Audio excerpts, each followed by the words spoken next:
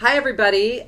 Christmas came a little early for me in my office here at Vanity Fair. I'm Krista Smith, West Coast editor, and Aldis Hodge came to visit me to chat about all his projects. So many of them, in fact, I need a cue card, which is normally not my style.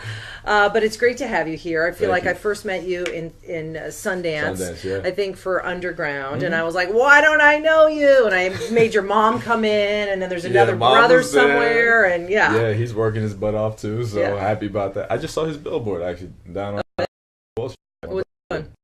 He has a show called Sick, which is coming on History Channel, so very happy about it. Oh, excellent. All right, so you, obviously Underground, it got picked up, second season. That's going to come out in March, I think. March. All right. I believe our date is, I feel, March 8th.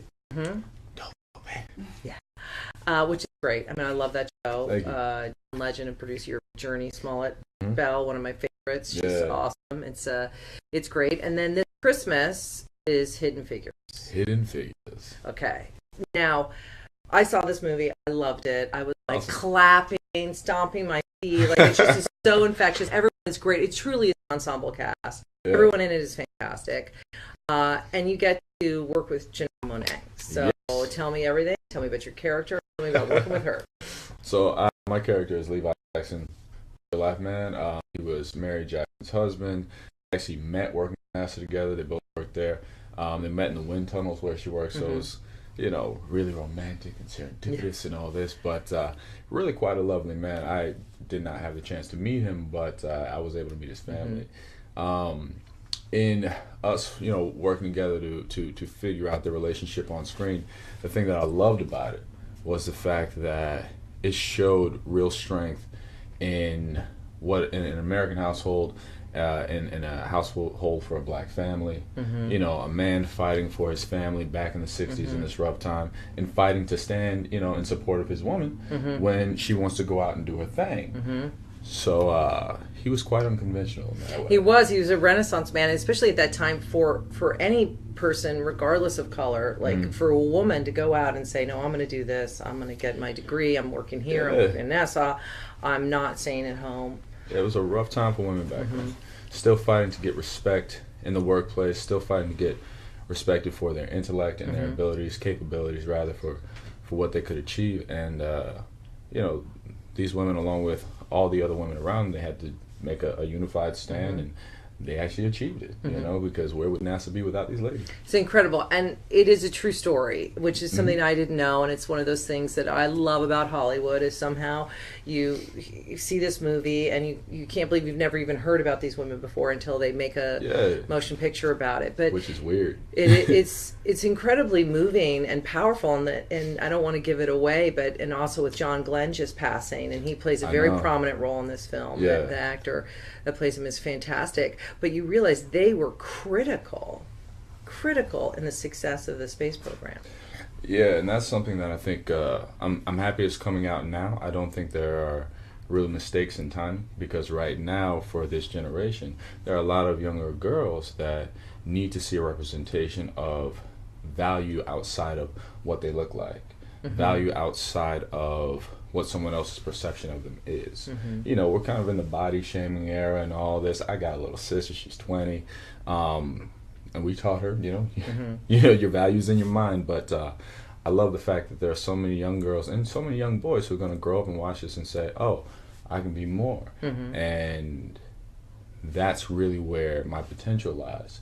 What can I create? How can I use my mind to better everybody else around me? I met your mother. She's a very strong woman, which is very exciting. Moms, I'm Krista Smith with Vanity Fair, and I'm talking to Aldis Hodge about his many projects, one of which is Hidden Figures, which is coming out at Christmas. So as a mother of two boys, your mom is a badass. I can say that. I can swear, right, on Facebook. Anyway, she's awesome. And I know a lot of her strength comes through you and your brother, and what you, when you were younger, and kind of like your drive. But what was it for you as an actor, as a creative? Because you started that face is just too gorgeous. Obviously, you were modeling, you were a kid, you were in commercials. People were like, but what was Aldis's moment for you when you were like, wow, I have to act, I have to enter this crazy life of an artist? I mean, I was lucky enough that it bit me early on. I was 2 years old when I started following behind my brother Edwin. Uh, Honestly, I think the moment came for me when I was like 12 years old, and I was on a show at the time, and then I got fired. But it was the reason I got fired. Politically charged. It wasn't anything that I did unprofessionally. It was just, well, you know what, the network wants to make a change, so they switched a couple of characters around. And I said, oh, it's like a real business, and they don't care that you're a child. It's about their agenda. So that's the moment I said, all right, this is my life, this is my choice, but I never want to be put in this position again. I want to work for me. I want to have options because it's about quality of life. I'm not here for the fame or the accolades. I'm here to do what I want to do because I love acting. But I also know what I want to contribute to the art. So I need the space to do that. And it's kind of hard when, someone else is pulling the strings. So that's a moment where it got real for me. That's when I started writing scripts, and that's when I started really studying and becoming a student of the craft. And was there one particular role, like was it a Friday Night Lights or something where you're like, wow, I'm in this, I can make a real career out of it? Not one in particular.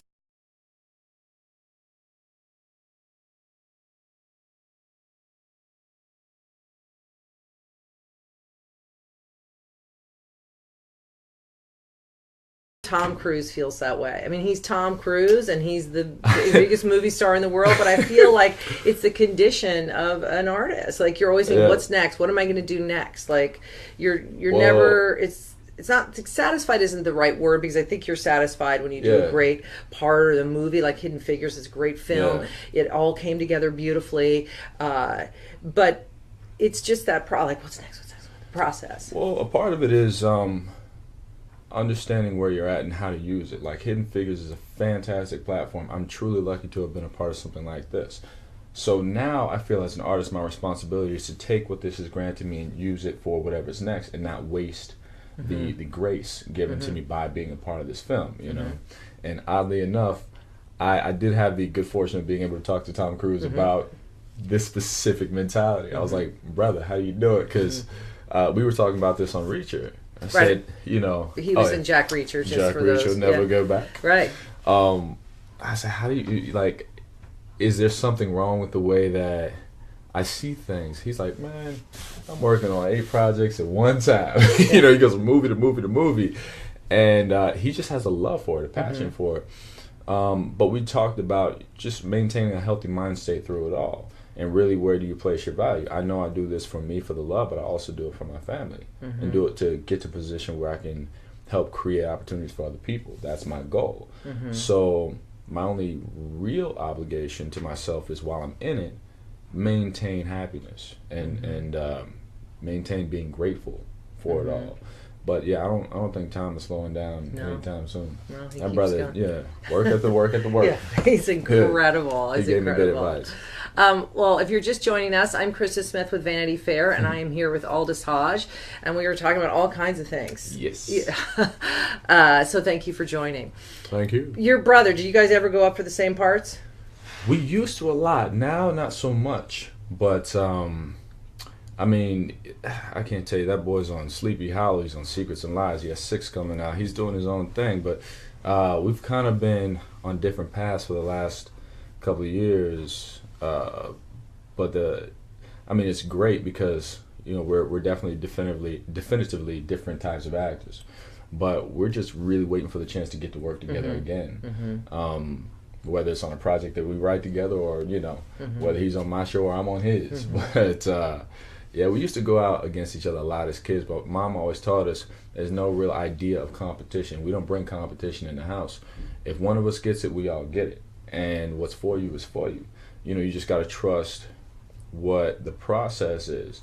And if you don't get it, that's just because there's something else out there that you're supposed to be focusing on. So reassert your focus and go get that, But whenever my brother gets something, I'm like, yo, let's get it. Because if it ain't me, it better be him. Yeah. You know? I know it's hard. It's so hard as an actor to be positive all the time, because you can put all this effort into a movie or a series and it doesn't go, or people don't respond the way you think they're going to respond.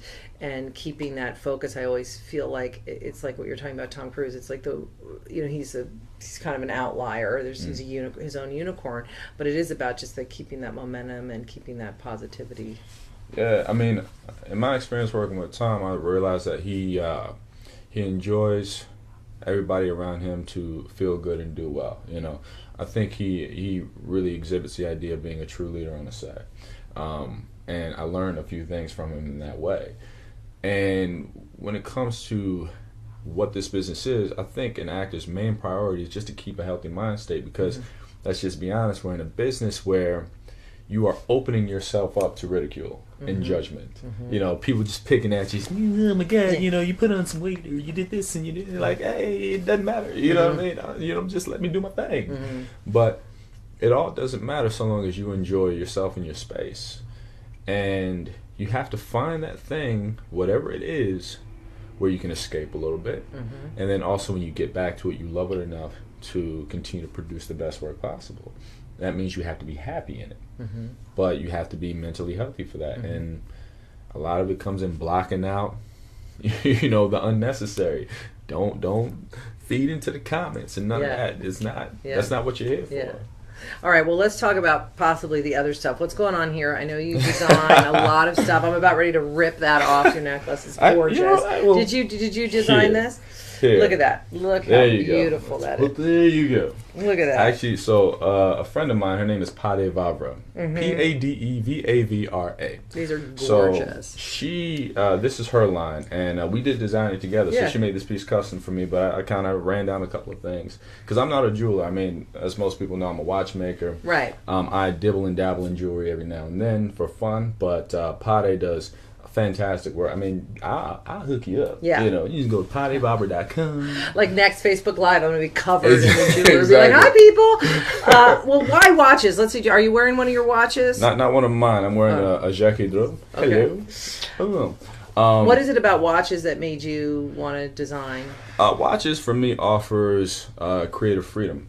And I realized that, I mean, I've always been an artist, painting and architecture, all these kind of things growing up. It offers me an escape from feeling stagnant creatively in the business and entertainment, but also it satisfies my needs to want to achieve beyond stereotypical means. You know, everybody says, you know, go do this, go there, you know, you can only be this much, and I'm like, I want to be an engineer, I want to be a scientist, I want to, you know, so I'm chasing that dream. I love mechanics. Love watches. Right, so precise. And there's no variables, which is interesting because in acting there's so many variables. Like you were saying, we're going in a different direction. We want this shirt, how it's edited, the direction, your co-star, the energy. But with watches, look, the math has to be absolutely perfect. There's no room for deviation. I think the application for me, I call it simplexity, in that it's complex trying to